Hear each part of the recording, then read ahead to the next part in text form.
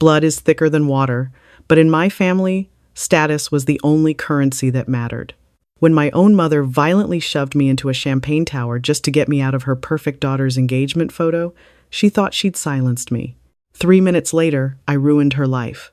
My name is Mia. For as long as I can remember, I existed in the shadow of my younger sister, Amelia. If our family was a stage play, Amelia was the leading lady, my mother, Margaret, was the obsessive director, and I was merely a prop, sometimes useful, but mostly just in the way. Amelia was the golden child. She had the perfect blonde hair, the pageant-winning smile, and a natural ability to manipulate my mother's insatiable thirst for high society validation. Margaret, a woman who treated zip codes like personality traits and designer labels like moral virtues, dedicated her life to ensuring Amelia married into old money. I, on the other hand, was the bookish one. The daughter who wore glasses, preferred coding to cotillions, and had the audacity to ask for a tutor instead of a nose job for my 16th birthday. "You're just sturdy, Mia," my mother used to say, waving a dismissive hand at me while adjusting Amelia's tiara. "It's a good thing you're smart. You'll need a sensible job to support yourself since you clearly lack your sister's charm." I took her advice, though not in the way she intended. The day after I turned 18, I packed 2 suitcases and left our pretentious Connecticut suburb for Seattle. I cut contact down to the bare minimum: obligatory holiday texts and a 5-minute phone call on birthdays. While Margaret was busy mortgaging her own home to fund Amelia's lavish lifestyle and networking trips to the Hamptons, I was building my life. What my family didn't know because they never cared enough to ask was that my sensible computer job was actually a tech startup that I founded in my dorm room. By the time I was 25, I had sold my first software company for $40 million. I didn't stop there. I funneled that capital into a private equity and real estate holding firm called Obsidian Vanguard. Today, at 32, my net worth hovers around $300 million. I own commercial skyscrapers, luxury resorts, and a massive portfolio of debt. I kept it all a secret. When my mother asked what I did, I told her I worked in data management. It was easier that way. I knew that if Margaret ever found out I had real wealth, I would cease being her disappointment and immediately become her bank. I preferred being ignored. Then came the invitation. Amelia had finally done it. She had hooked a whale. His name was Arthur Sterling. The Sterling family was Boston royalty. They had buildings named after them at Ivy League universities and a pedigree that made my mother salivate. When the engagement was announced, my mother called me for the first time in 6 months. "Mia, Amelia is engaged to Arthur Sterling. I assume you've heard of them, though I doubt your little data entry friends read Town and Country," Margaret said, her voice dripping with smug satisfaction. "The engagement party is next month in Newport at the Rosecliff Manor. We've rented out the entire estate. I expect you to be there. And please, buy something decent to wear. Off the rack simply won't do around Victoria Sterling." I almost laughed out loud. Rosecliff Manor. The irony was so thick you could cut it with a knife. "I'll be there, Mother," I replied smoothly. "Don't embarrass us," she snapped and hung up. I set my phone down on my custom mahogany desk, looking out over the Seattle skyline from my corner office. My assistant, a sharp, impeccably dressed man named Nathaniel, walked in with a stack of quarterly reports. "Everything all right, miss?" "Davis?" he asked, noting the amused smirk on my face. "Nathaniel," I said, leaning back in my chair. "My sister is getting married, and they are hosting the engagement party at Rosecliff Manor." Nathaniel blinked, a slow smile spreading across his face. "Rosecliff? The property Obsidian Vanguard purchased out of foreclosure 8 months ago?" "The very same," I said, "and the groom is Arthur Sterling." Nathaniel's smile vanished, replaced by a look of sheer professional shock. He quickly tapped on his tablet, pulling up our firm's internal files. Arthur Sterling, son of Richard, and Victoria Sterling. "Mia, we hold the primary notes on Sterling Industries. They are heavily leveraged. In fact, they missed their last 2 restructuring payments. They are secretly bordering on bankruptcy. We were preparing to send the final default notices next week." "Hold the notices," I murmured, a cold, calculated calm washing over me. It seems my mother is under the impression she is marrying Amelia into a dynasty, and the Sterlings are clearly hoping my mother's fake wealth will bail them out. It was a mutual grift. Margaret thought Arthur was a billionaire. Arthur thought Amelia was a wealthy heiress. Both families were drowning in debt, desperately clinging to an illusion, hoping the other would be the life raft. And I, the invisible, sturdy sister, owned the ocean they were both sinking in. "Book my flight to Rhode Island, Nathaniel," I said, standing up, "and call Thomas, the estate manager at Rosecliff. Tell him the owner will be attending the Davis Sterling event in person, but he is not to blow my cover." "With pleasure," Nathaniel replied. I had spent my entire life biting my tongue, absorbing my mother's insults, and watching Amelia parade around on a pedestal built of lies. I had planned to just go, eat the free food, smile, and leave. But as I packed my bags, I decided I was done hiding. If Margaret wanted high society, I was going to give her a front row seat to how the real power in this world operated. The evening of the engagement party was unseasonably warm. Rosecliff Manor looked breathtaking, perched on the cliffs overlooking the Atlantic. I had authorized a complete renovation of the gardens when my firm bought the property, and the cascading white roses climbing the marble columns looked spectacular under the twilight sky. I arrived in a sleek, black town car. I wasn't wearing an ostentatious ball gown like my mother undoubtedly would be. Instead, I wore a tailored emerald green silk slip dress by an obscure but devastatingly expensive Italian designer, paired with a vintage diamond tennis bracelet, a gift to myself after closing my first $50 million deal. I looked elegant, wealthy, and most importantly, nothing like the frumpy scapegoat my mother expected. I walked up the grand sweeping staircase and entered the main ballroom. The room was dripping with crystal chandeliers, champagne towers, and a string quartet playing softly in the corner.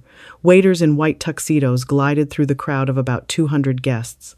It didn't take long for the radar to lock on to me. Mia. I turned to see Margaret marching toward me. She was wrapped in a gaudy, sequined gown that looked like it was trying too hard, a faux diamond necklace heavy on her chest. Her eyes swept over me, narrowing as they took in my dress. She couldn't place the brand, which frustrated her, but she could tell it fit perfectly. "You're late," she hissed, grabbing my elbow and pulling me toward a secluded alcove near the massive floral centerpiece. "And what is that? Green? Really, Mia? You look like a piece of shrubbery. Amelia is in white. You should have worn something muted. Beige, perhaps." "Hello to you too, Mother," I said calmly, gently extracting my arm from her grip. "You look expensive." She sniffed, adjusting her posture. "The Sterlings are arriving any minute. Richard and Victoria are very traditional. Do not speak unless spoken to. Do not mention your little computer job. Tell them you manage charities. Yes, say you do philanthropic work."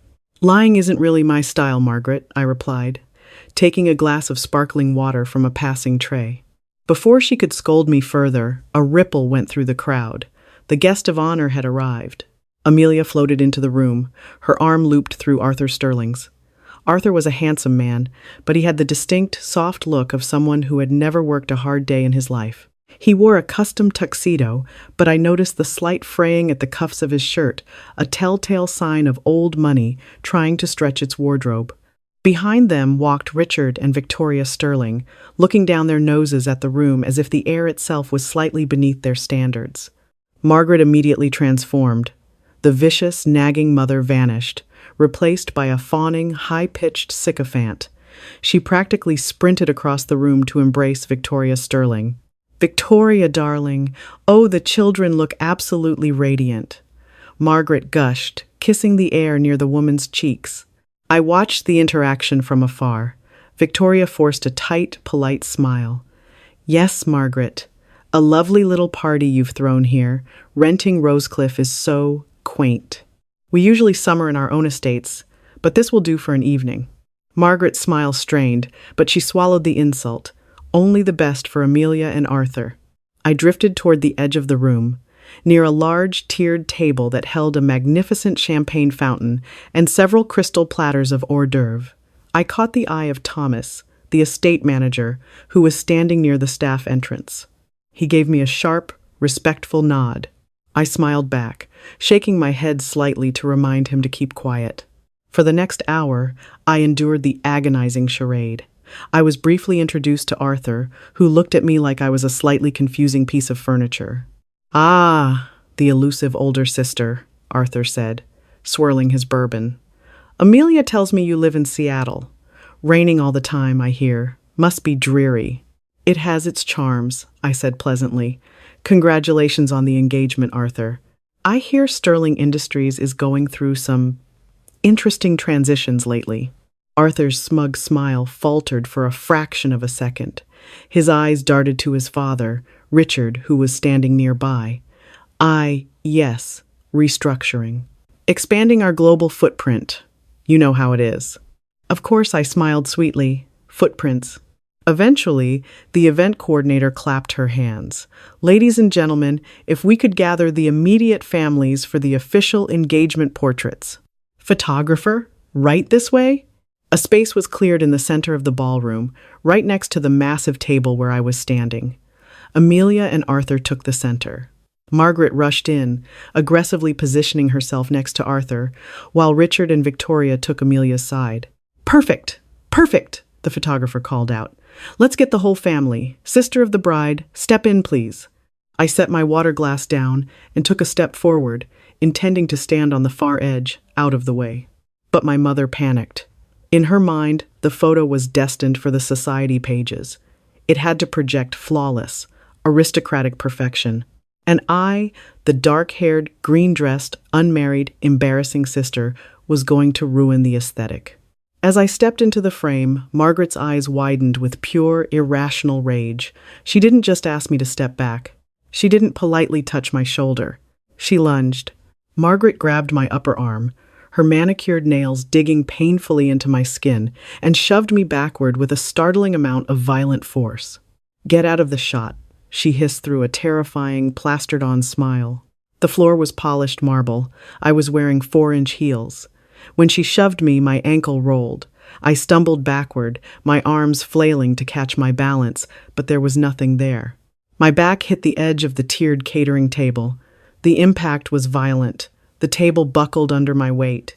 I crashed backward onto the surface, sending the massive, 5-tier champagne fountain toppling over. The sound was deafening. Hundreds of crystal glasses shattered against the marble floor. Gallons of sticky, expensive champagne rained down on me, soaking my hair and my dress. The heavy silver base of the fountain struck my shoulder, sending a sharp spike of pain down my arm. I slid off the collapsing table and hit the floor hard, surrounded by a jagged sea of broken glass. The string quartet stopped abruptly. A collective, horrified gasp echoed through the ballroom. 200 guests froze, staring at the wreckage. For a second, the only sound was the dripping of champagne from the tablecloth onto the marble. I sat up slowly. My shoulder was throbbing, my dress was ruined, and a sharp piece of crystal had sliced the palm of my hand. Blood began to well up, dripping down my fingers. I looked up at my mother. Margaret wasn't looking at me with concern. She wasn't rushing to help me. She was glaring down at me with absolute, unadulterated venom. She leaned forward, ignoring the gasps of the guests, and whispered in a voice only I could hear. "You clumsy, pathetic embarrassment, you always ruin everything. Know your place, Mia." Then, Margaret stood up straight, turned to the horrified Victoria Sterling, and let out a forced, high-pitched laugh. "Oh dear, my apologies, Victoria. Mia has always been so dreadfully uncoordinated. Too much to drink, I assume. Staff, clean this up immediately. Let's move the photos to the terrace, shall we?" She turned her back on me, expecting me to simply scurry away in shame, just like I had done when I was 12 and 16 and 20. She expected me to take the abuse, hide in the bathroom, and let her have her perfect night. But I wasn't 12 anymore. I slowly got to my feet, ignoring the sting in my hand. I brushed a piece of shattered crystal off my ruined emerald dress. I looked around the room. Every eye was on me. Arthur looked amused. Amelia looked annoyed. The Sterlings looked disgusted. I locked eyes with Thomas, the estate manager, who was trembling with fury, a radio clutched in his hand, ready to call security. I gave him a single, sharp nod. It was time to burn the stage down. The silence in the ballroom was profound, broken only by the sharp crunch of glass beneath my heels as I stepped away from the wreckage. My mother had already turned her back on me, her hands fluttering as she tried to herd the Sterlings and the photographer toward the French doors leading to the terrace. "Right this way, everyone. The lighting is much better outside anyway," Margaret chirped, her voice brittle with forced cheer. Amelia was pouting, frantically checking the hem of her white silk dress for any stray drops of champagne. "Thomas," I said. My voice wasn't a scream. It wasn't even a shout. But in that cavernous, dead-silent room, it carried like a gunshot. Thomas, the estate manager who had spent the last 8 months taking my calls, executing my renovation orders, and managing my payroll, stepped forward immediately.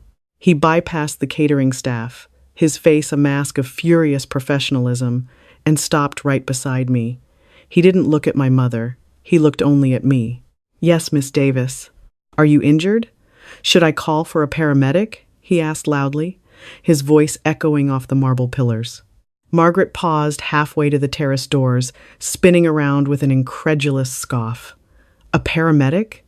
Don't be ridiculous. She's just drunk and clumsy. Thomas, isn't it? Have your staff clean this mess up immediately and then kindly escort my daughter out of the venue. She's leaving." Thomas slowly turned his head to look at my mother. The sheer contempt in his eyes made Margaret take a subconscious half-step backward. "I take my orders exclusively from the owner of this estate, madam," Thomas said, his tone dropping to a glacial chill. Margaret let out a short, condescending laugh. "Well, I am the one who rented this property for the evening. I am paying your salary tonight. So I suggest you do as I say before I call the actual owners and have you fired." I pulled a crisp white napkin from a nearby table and wrapped it around my bleeding hand, the red stain blooming against the fabric. I took a slow, deliberate breath. "He is taking orders from the owner, Margaret," I said softly. My mother blinked, her brow furrowing in irritation. "What are you babbling about, Mia? Have you lost your mind on top of your dignity?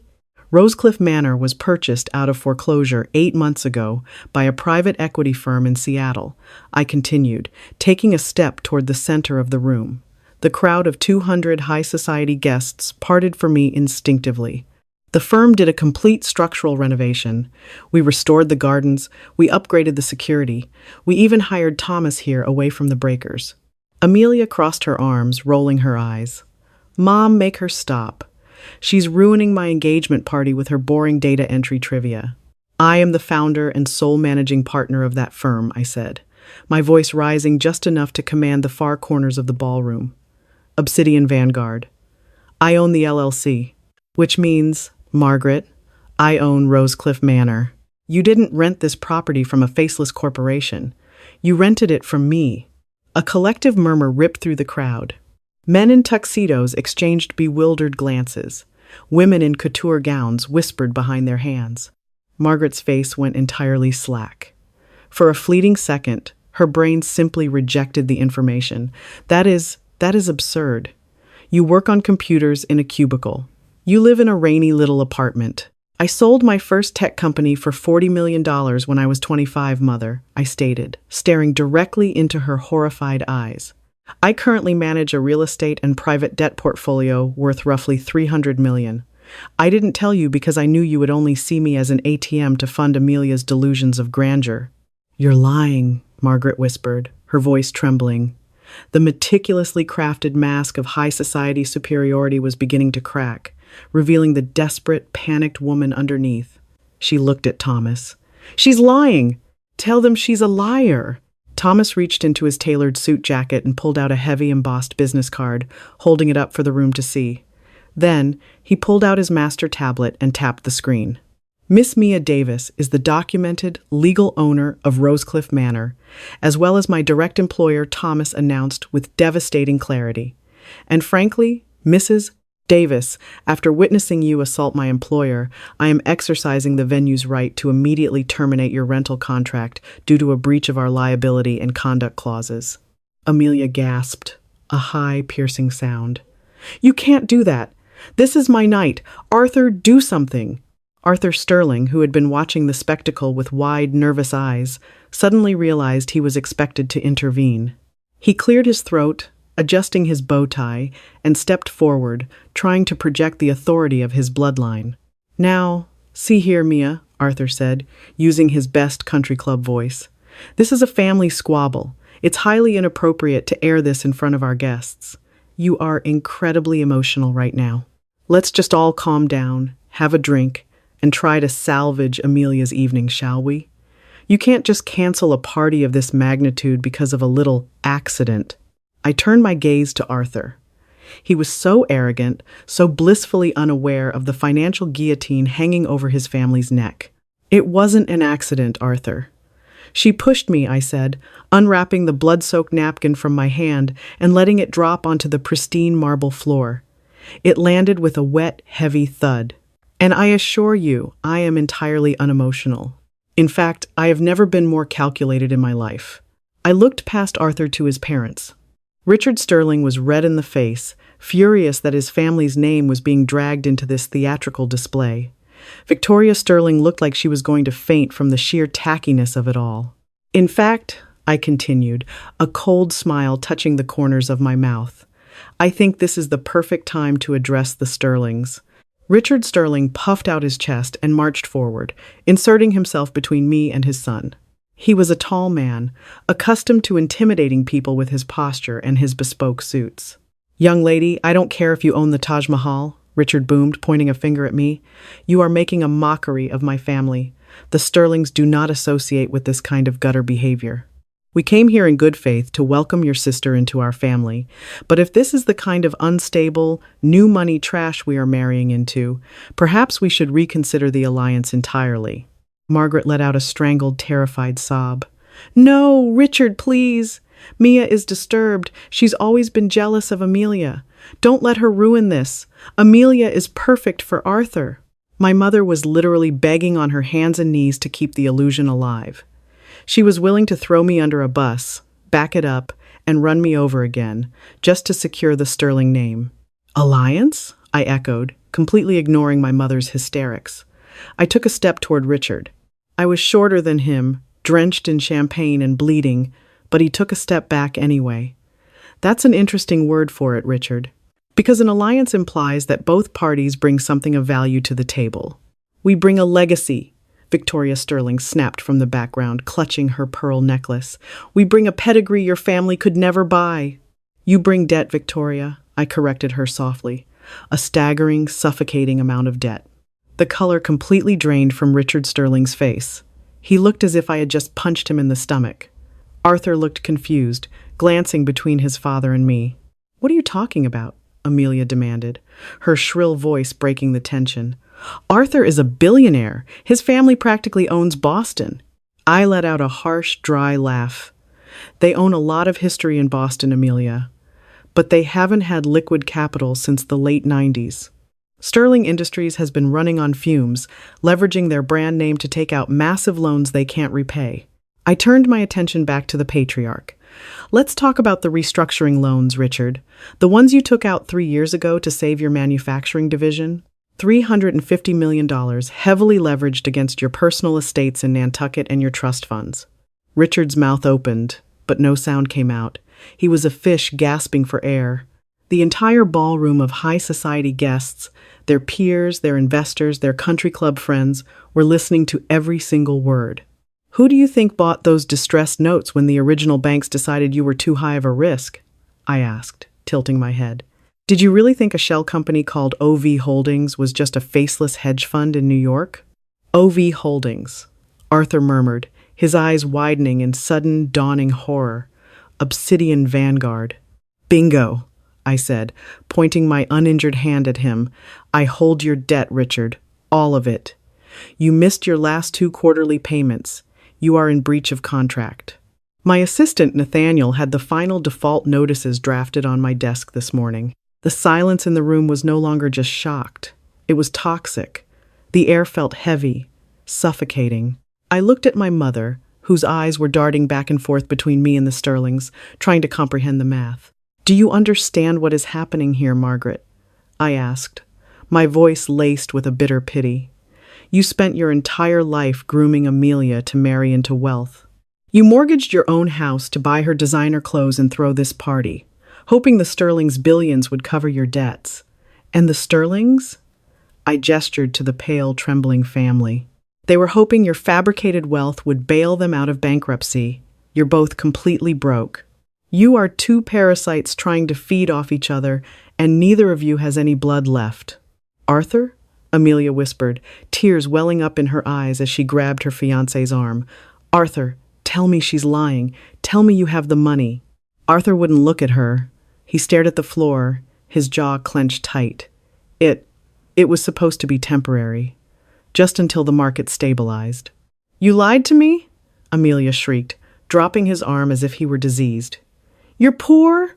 Don't you dare speak to my son that way, Victoria yelled, her aristocratic composure completely shattering. We are the Sterlings. We have a legacy. You are nothing but a gold-digging little tramp from a pathetic, newly bankrupt family. We wouldn't be bankrupt if your son actually had a job, Margaret screamed back, finally snapping. The elegant mother of the bride was gone, replaced by a vicious, cornered animal. She lunged toward Victoria, pointing a manicured finger in her face. You fraudulent, stuck-up snobs! You tried to scam my daughter? You tried to scam us, you ridiculous woman! Richard roared. The engagement party instantly dissolved into an absolute, unmitigated brawl. Margaret and Victoria were shrieking insults at each other, their designer dresses rustling wildly as Arthur tried to pull his mother back. Amelia collapsed onto a gilded chair, sobbing uncontrollably, her perfect white dress now completely forgotten, her dreams of private jets and diamond tiaras evaporating into thin air.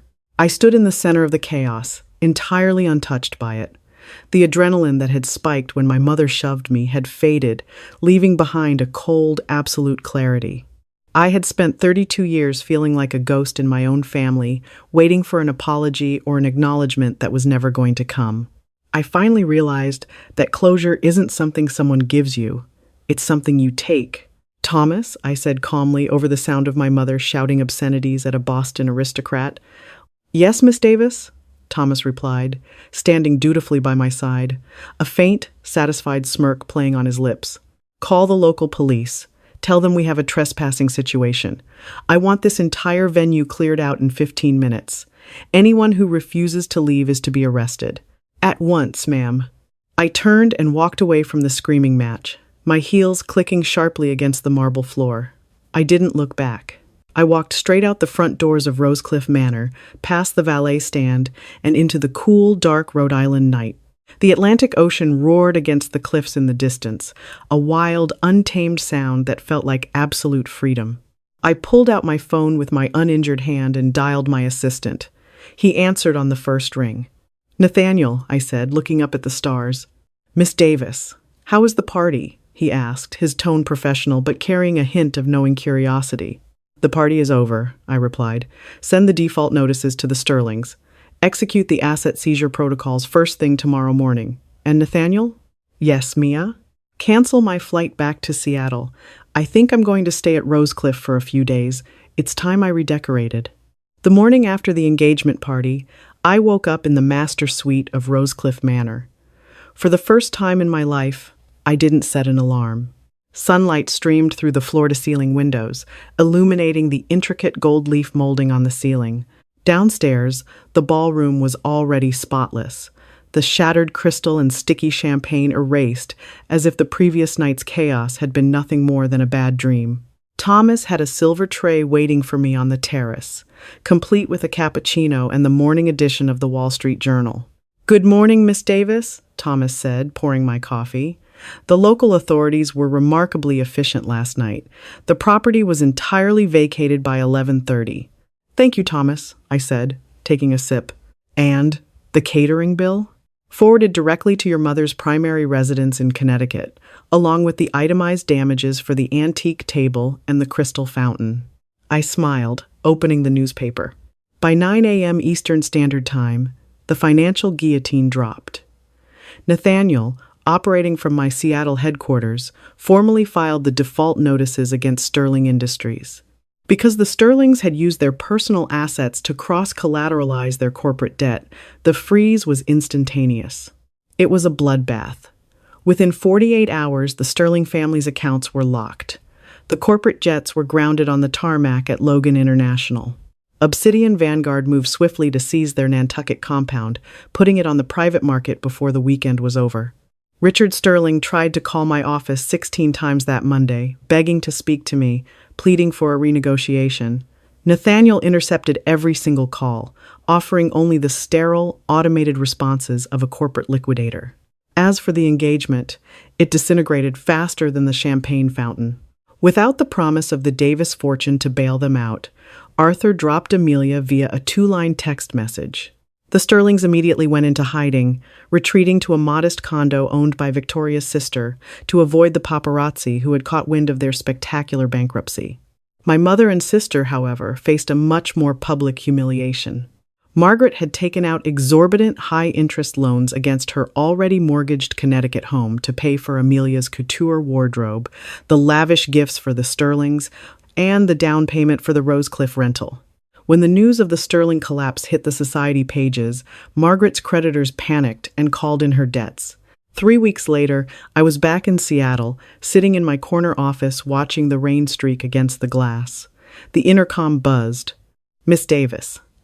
Nathaniel's voice came through, sounding unusually strained. "There is a woman in the lobby. She doesn't have an appointment, and security is preparing to escort her out. But she claims she is your mother." I stopped typing. I looked at the flashing light on the console. I could have told him to throw her out. I could have let security drag her onto the wet Seattle pavement.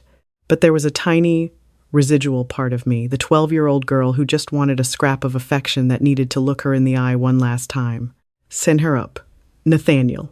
A few minutes later, the heavy oak doors to my office swung open. Margaret stepped inside. I almost didn't recognize her. The impeccably groomed, haughty socialite who had shoved me into a table just weeks prior was gone. Her blonde hair, usually styled into a stiff, perfect helmet, was flat and frizzy from the Seattle rain. She wore a beige trench coat that looked slightly rumpled, and the designer handbag she clutched, like a life preserver, was noticeably scuffed. She stopped in the center of the vast office, her eyes darting around the room, taking in the original modern art, the expansive view of the city, and finally, me, sitting behind a desk that cost more than her first car. "Mia," she breathed, her voice cracking. "Margaret," I replied smoothly, not offering her a seat. "To what do I owe the pleasure? It's a long flight from Connecticut. Did you fly commercial?" She flinched at the word commercial as if I had struck her. "Mia, please. I didn't know where else to go. Everything is gone. The house is in foreclosure. The bank took the cars. Amelia won't even speak to me. She blames me for Arthur leaving her. She moved in with some girl she met at a yoga studio." "That sounds like a difficult transition," I said, my voice entirely devoid of emotion. Margaret took a step forward, tears welling in her eyes. It was a masterful performance, one she had used on my father before he passed, and on countless bank managers. "Mia, you have to help me. You're my daughter. I'm your mother. Family takes care of family. You have all of this." She gestured wildly at the office. "You could pay off my house with the stroke of a pen. It would be nothing to you." "You're right," I said calmly. "It would be nothing to me." Margaret's face lit up with a desperate, greedy hope. She took another step toward my desk. "Oh, Mia, thank you. I knew you would understand. I knew you wouldn't abandon your family. I'm not writing you a check, Margaret." The hope shattered, instantly replaced by shock, and then the familiar, ugly rage. "What? Why? You have hundreds of millions of dollars. You stole the Sterling's fortune. You ruined your sister's life. The least you can do is fix my house." I stood up, resting my hands flat on the mahogany desk. I stared down at the woman who had spent 3 decades making me feel like a burden. "I didn't steal anything from the Sterlings, Margaret. They borrowed money they couldn't repay, and I collected it." "That's business," I said, my voice dropping to a deadly calm. "And I didn't ruin Amelia's life. You did. You raised her to be a parasite, and when you ran out of hosts, she starved. That is your legacy." "I am your mother!" she shrieked, slamming her hand on my desk. "No, you were my warden," I corrected her. "A mother loves her children unconditionally. You only loved what Amelia could do for your social standing. And you hated me because I refused to play the game. You shoved me into a table of broken glass to protect a photograph, Margaret. You looked at me, bleeding on the floor, and told me I was a pathetic embarrassment. Margaret opened her mouth, but the words caught in her throat. For the first time, she realized her usual tactics, guilt, shame, aggressive dominance, had absolutely no power here. She was standing in my fortress, and she was entirely disarmed. You didn't want a daughter, I continued quietly. You wanted a prop, and now you have neither. My assistant will validate your parking on the way out. Do not ever contact me again. I pressed the button on my intercom. Nathaniel, please have security escort my guest to the elevator. Margaret stared at me, her chest heaving, waiting for me to break, waiting for the dutiful, sturdy daughter to apologize and beg for her approval. But I just looked back at her, feeling absolutely nothing but relief. When the two security guards stepped into the office, Margaret finally crumbled. She didn't fight them. She simply turned around, her shoulders slumped beneath her damp trench coat, and walked out the door. I watched the door click shut. I walked over to the floor-to-ceiling window, looking out over the sprawling city of Seattle. The rain was beginning to clear, and a faint break of sunlight was piercing through the heavy gray clouds. I took a deep breath, feeling the phantom ache in my shoulder where the fountain had struck me, a permanent reminder of the night I finally stopped absorbing the blows and started striking back. They say success is the best revenge, but I disagree. Total, undeniable financial ruin is much better. I didn't just shatter the glass ceiling my mother built over me. I bought the building and evicted her. Sometimes the only way to heal from a toxic family is to surgically remove them from your life. I am Mia Davis, and I finally possess what my mother never could: absolute peace.